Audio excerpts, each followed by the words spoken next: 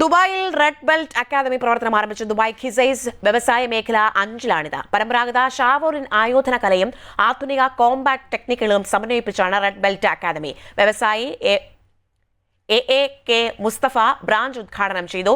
ഷവോറിയൻ ടെമ്പിളിൽ നിന്ന് മാസ്റ്റർ ഷിയാൻ ലീക്കിന് കീഴിൽ പരിശീലനം നേടിയ മുജീബ് ഷൌക്കത്ത് എന്നിവരാണ് അക്കാദമിയുടെ പ്രധാന പരിശീലകർ.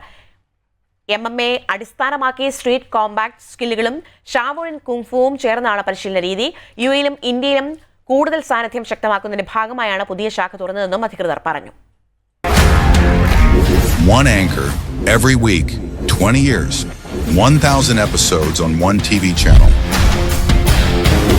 Middle East this week, an Elvis Chumar TV show. Exclusively on Jai Hind TV. Stay tuned for the 1,000 countdown.